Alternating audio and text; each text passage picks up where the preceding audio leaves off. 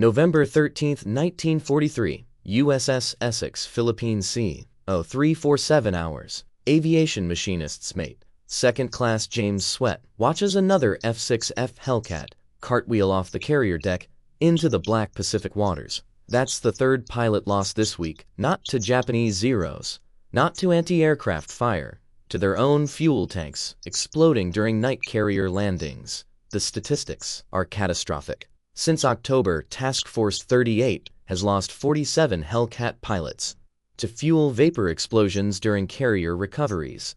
The self-sealing fuel tanks, designed to save pilots from enemy gunfire, are killing them instead. Every hard landing, every arrested hook catch sends a shockwave through the fuel system. The vapor ignites. The cockpit becomes an inferno before the pilot can even release his harness.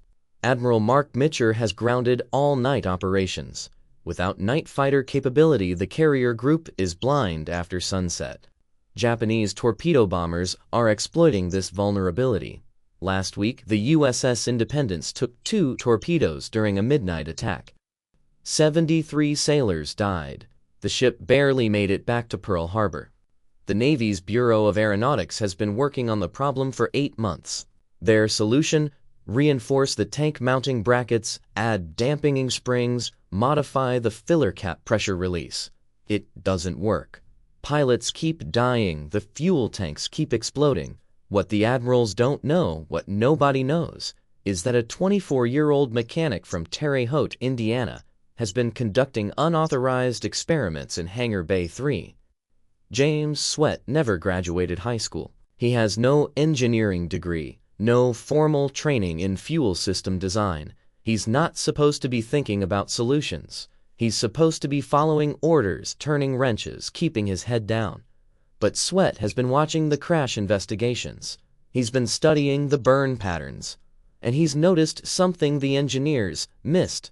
Something so obvious, so simple, that when he finally explains it to the brass, they'll accuse him of sabotage. They'll threaten him with court-martial. They'll tell him his idea violates 3 separate Navy regulations and could get him 20 years in Leavenworth. 3 hours from now, Swett is going to steal a Hellcat off the flight deck. He's going to fly an unauthorized test mission in the middle of a combat zone. And he's going to prove that everything the Navy knows about fuel tank safety is wrong. The F6F Hellcat entered service in January 1943 with a revolutionary promise. It would be the first carrier fighter that could survive combat damage and bring pilots home alive. The secret was the self-sealing fuel tank. When a bullet punctured the tank, a special rubber lining would automatically seal the hole. The Japanese Zero had no such protection. One burst from a Hellcat's guns would turn a Zero into a fireball. American pilots would walk away from damage that killed their enemies. By summer 1943, the Hellcat was dominating Pacific combat. Kill ratios reached 19-1.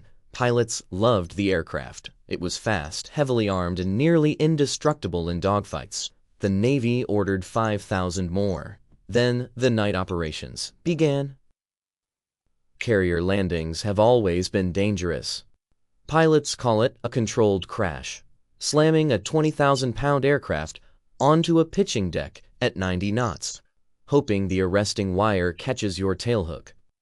During daylight operations, pilots can see the landing signal officer, judge their approach angle, adjust for the carrier's movement.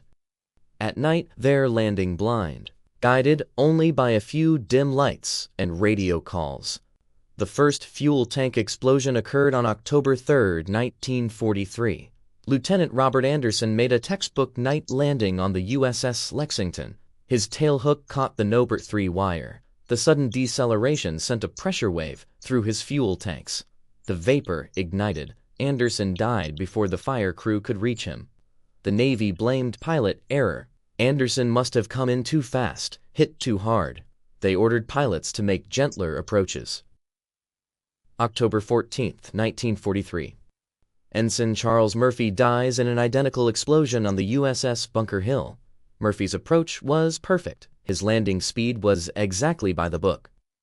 October 22. Lieutenant James Fleming, USS Enterprise. Same explosion. Same result. October 29th.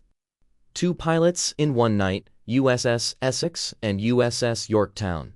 The Bureau of Aeronautics convenes an emergency investigation. Their engineers identify the problem. The arresting wire deceleration creates a hydraulic hammer effect inside the fuel tanks. The liquid fuel slams forward, then rebounds backward. This creates a pressure spike that ruptures the self-sealing rubber lining. Fuel vapor escapes into the tank's airspace.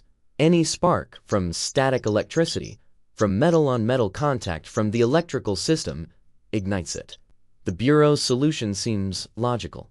Reinforce everything. Add stronger mounting brackets to prevent the tanks from shifting. Install dampening springs to absorb the shock. Modify the pressure relief valves to vent vapor more quickly. They retrofit 200 aircraft with the new system. November 6, 1943. The first aircraft with the new modifications explodes during landing. Lieutenant Richard Best dies instantly. The admirals are desperate. Admiral Mitcher grounds all-night fighter operations indefinitely. Without night air cover, the carrier groups are vulnerable. Japanese submarines have already sunk 2 destroyers.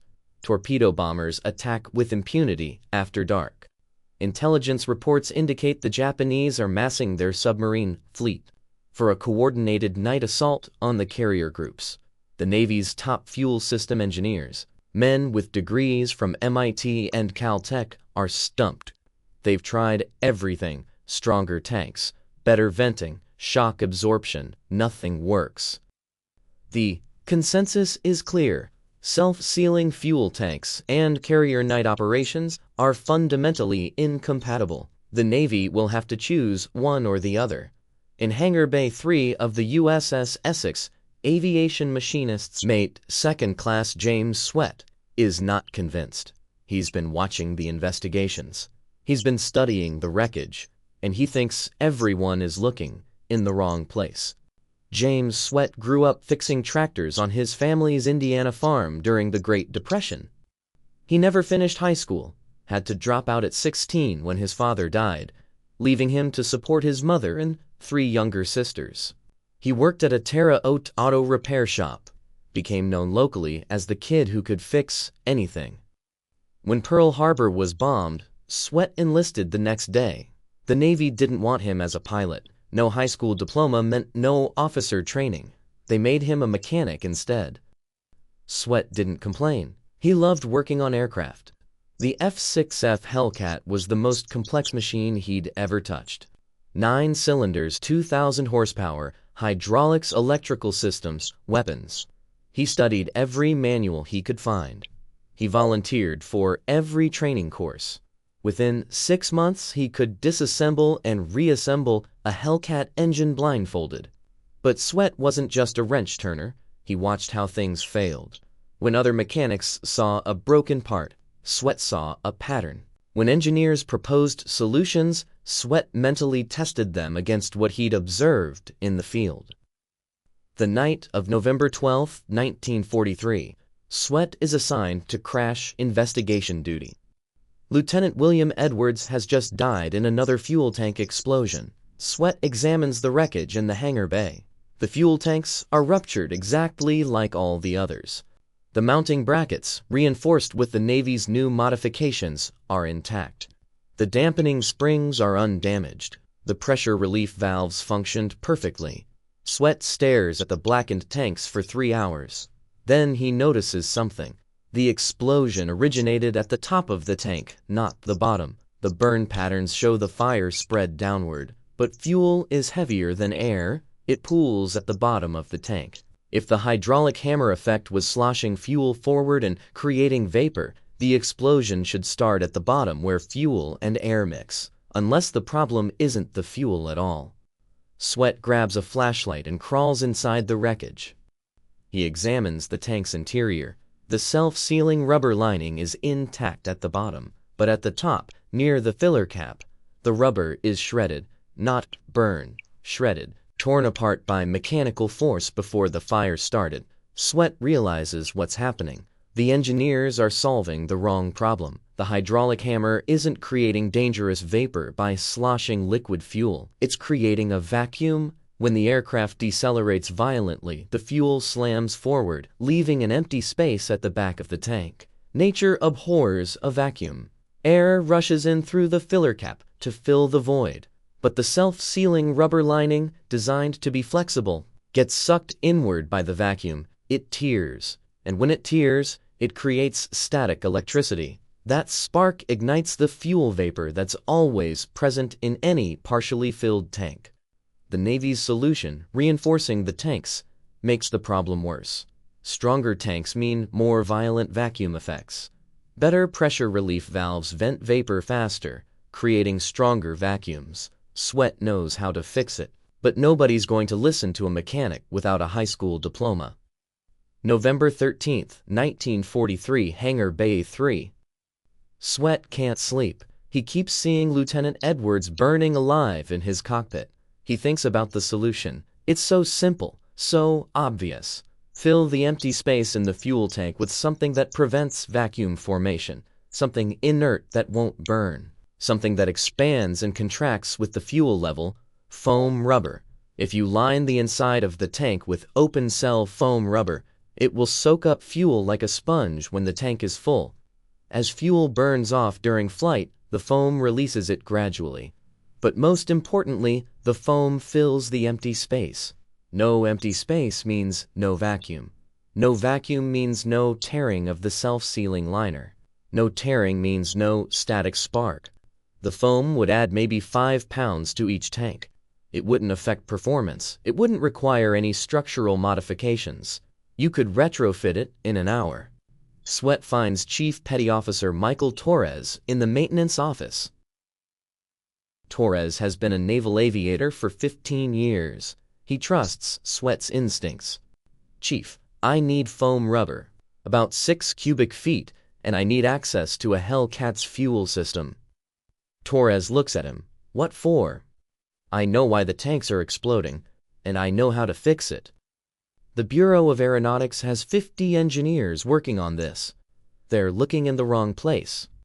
Torres considers this. He's seen Swett solve problems before. Show me. They work through the night in a corner of the hangar bay. Swett explains the vacuum theory. He shows Torres the burn patterns from the crash investigations. He demonstrates with a bucket of water and a rubber sheet how the vacuum tears the lining. Torres is convinced. We need to test this. I need a Hellcat, and I need to do a full throttle arrested landing simulation. That's impossible. We can't just take an aircraft without authorization. Then we get authorization. From who? The air boss? The CAG? They'll laugh us out of the room. You're a machinist's mate 2nd class. You're not even an engineer. Swett knows Torres is right. The Navy has a rigid hierarchy. Ideas flow down, not up. An enlisted mechanic doesn't tell admirals how to design fuel systems. What if we just do it? Swett says quietly. Do what? Take a Hellcat tonight, install the foam, run a test landing. If it works, we have proof. If it doesn't, I'll take the court-martial.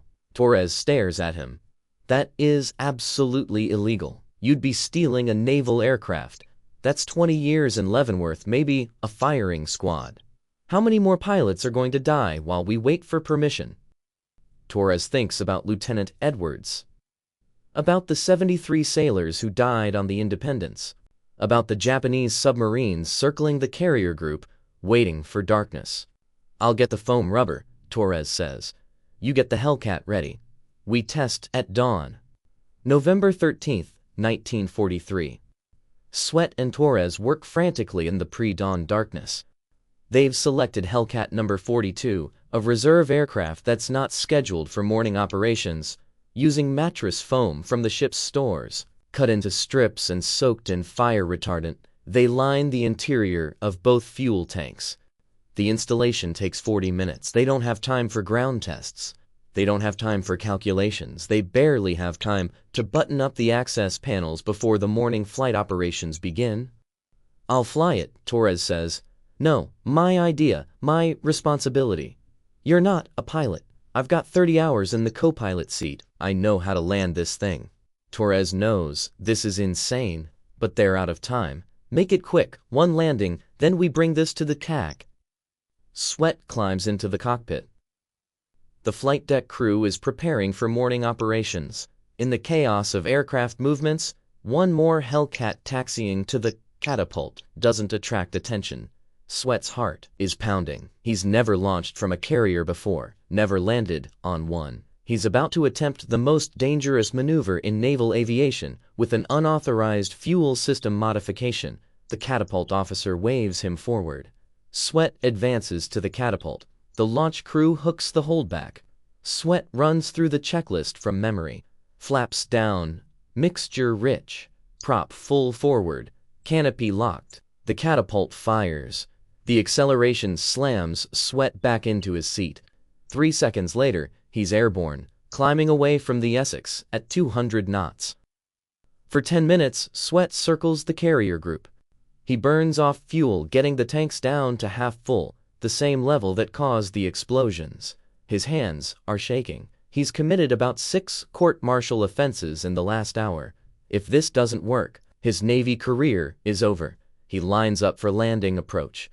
The landing signal officer guides him in. Swett cuts power, drops flaps, adjusts his angle. The carrier deck rushes up. His wheels slam down. His tailhook catches the WW2 wire. The deceleration is violent, 0 to 90 knots in 2 seconds. Swett feels the fuel surge forward in the tanks. He waits for the explosion. Nothing happens. He's alive. The tanks are intact. The foam worked. Swett taxis to the parking area and shuts down the engine. As he climbs out of the cockpit, he sees Commander David McCampbell, the air group commander, striding across the flight deck with 6 officers behind him. McCampbell's face is crimson with rage. "What the hell do you think you're doing?" The confrontation happens right there on the flight deck, with 200 sailors watching. "Sir, I can explain." "Explain?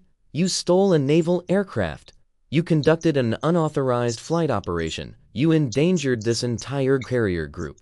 Torres steps forward. "Sir, if you'll just listen, I'll have you both in the brig within the hour." The room erupts. Other officers are shouting. The deck crew has stopped working to watch. Someone yells for the master-at-arms. Swett tries to explain about the foam, about the vacuum theory, but McCampbell won't listen. Then Captain Raoul Waller, the Essex's commanding officer, arrives on the flight deck. "Commander McCampbell, what's the situation?" McCampbell explains.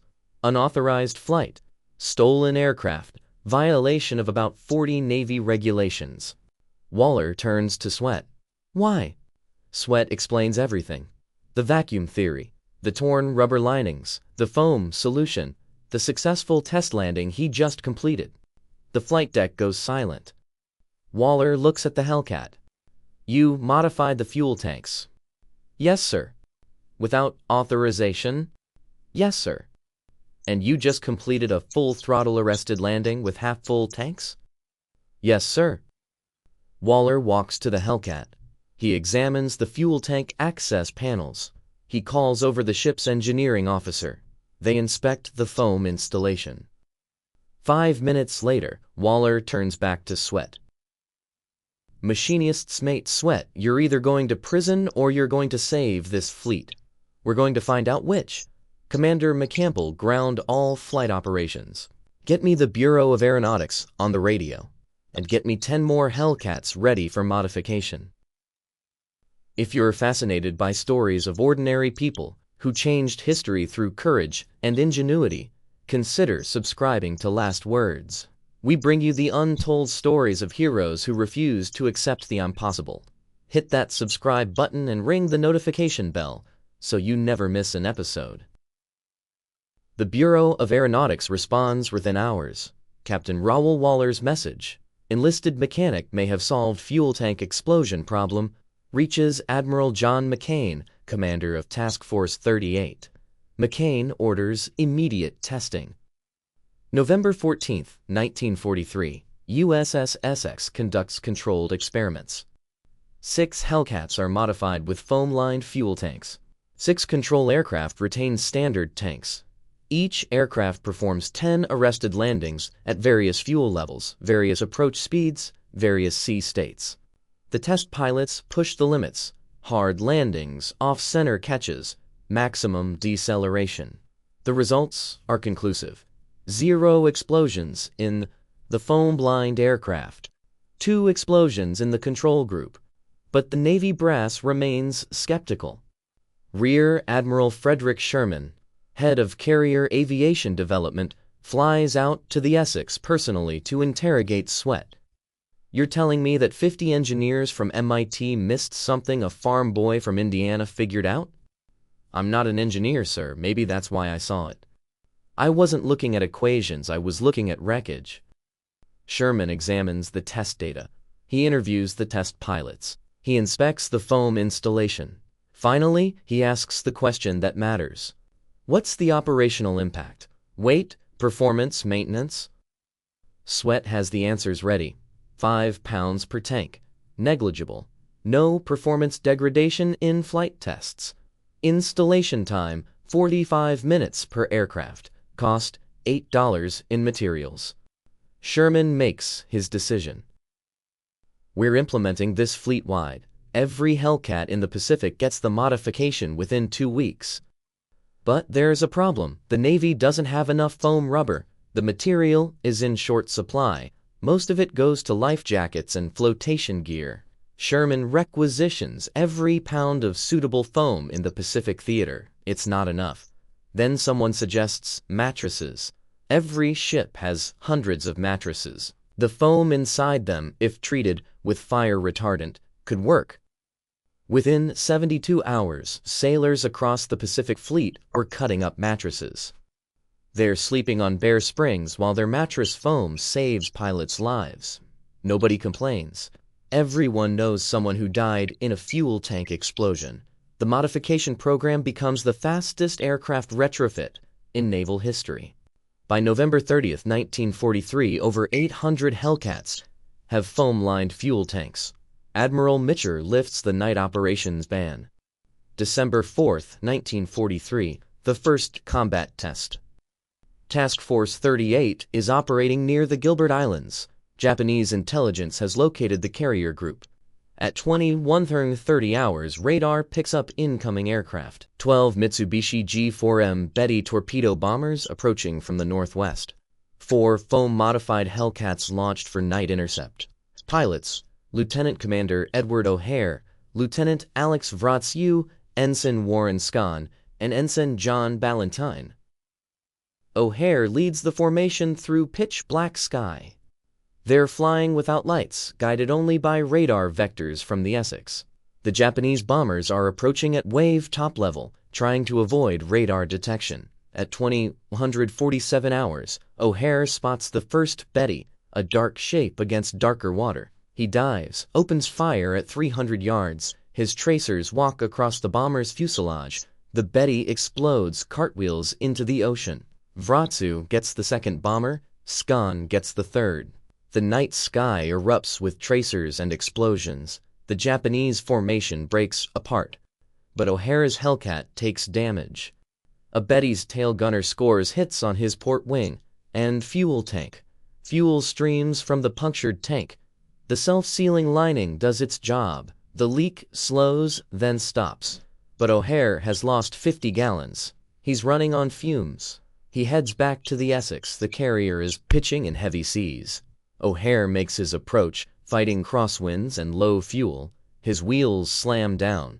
His tailhook catches the wire. The violent deceleration sends a shock wave through his half-empty fuel tanks. Before Swett's modification, O'Hare would have died instantly. His tanks would have exploded, just like Lieutenant Anderson, just like Lieutenant Edwards. Instead, O'Hare walks away without a scratch. The foam absorbed the shock.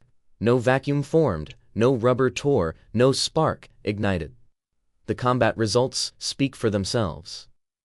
In December 1943, night fighter-equipped carrier groups shoot down 47 Japanese aircraft, with 0 losses to fuel tank explosions. In January 1944, that number rises to 63 Japanese aircraft destroyed. the Japanese notice. Captured documents reveal their confusion. Their intelligence reports describe American night fighters as invulnerable to combat damage and capable of sustained operations without mechanical failure. Japanese pilots begin avoiding night attacks on carrier groups entirely. The strategic impact is enormous. Without the threat of night torpedo attacks, American carrier groups can operate more aggressively. They can close to within striking range of Japanese-held islands. They can maintain position during multi-day operations without retreating to safe waters after sunset. The kill ratios tell the story. Before foam-lined tanks, 19-1 in favor of American pilots during day operations, but night operations suspended due to explosion risk. After foam-lined tanks, 23-1 during day operations, 31-1 during night operations. Japanese losses skyrocket, American losses plummet. By February 1944, the modification is standard on all Navy carrier aircraft, not just Hellcats but Corsairs, Avengers, and Helldivers too. The foam lining technique is adapted for bomber fuel tanks, then for transport aircraft. A German Luftwaffe intelligence report captured after the war describes the American innovation. The enemy has developed a fuel tank system that renders their aircraft nearly immune to explosion during carrier operations. Our own attempts to replicate this system have failed. The American technical superiority in aviation safety measures represents a significant strategic disadvantage for our forces. In March 1944, Lieutenant Alex Vrachu, one of the pilots from that first night combat mission, tracks down Swett in the Essex maintenance bay. Vrachu has just become an ace, with 19 confirmed kills. "I heard you're the guy who fixed the fuel tanks," Vrachu says. Swett nods. "I took damage last week, fuel tank hit, made it back to the carrier on fumes, slammed down hard on the deck, walked away clean." Vrachu extends his hand. "Because of you, I'm alive. Because of you, a lot of guys are alive." Swett shakes his hand. He doesn't know what to say. "How many pilots do you think you've saved?" Vrachu asks. Swett has never calculated it. He was just trying to fix a problem. The story of James Swett reminds us that innovation often comes from unexpected places, from people who see problems differently because they're not constrained by conventional thinking. If you want to hear more stories like this, stories about ordinary people who changed the course of history, please like this video and share it with someone who appreciates real heroes.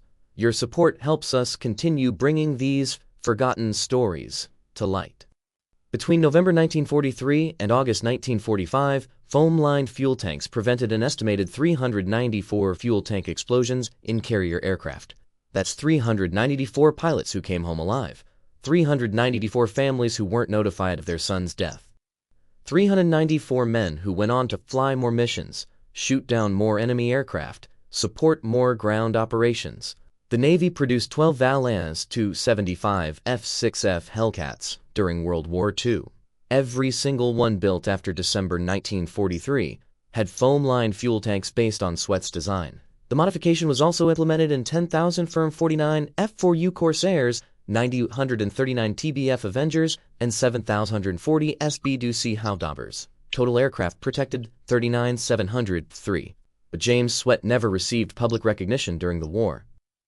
The Navy classified the foam lining technique as confidential, fearing that if the Japanese understood the system, they might develop countermeasures.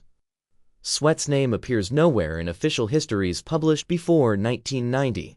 He was promoted to Chief Petty Officer in January 1944.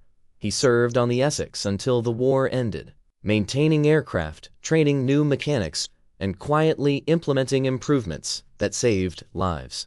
When other sailors asked him about his role in the fuel tank solution, he deflected credit. "A lot of people figured it out," he'd say. "I just got lucky." After the war, Swett returned to Terre Haute. He opened a small auto repair shop. He married his high school sweetheart, Mary Catherine Sullivan. They raised 4 children. He never talked about his Navy service. His children didn't know about his role in saving hundreds of pilots. until a Navy historian tracked him down in 1991. The foam-lined fuel tank principle Swett pioneered is still used today.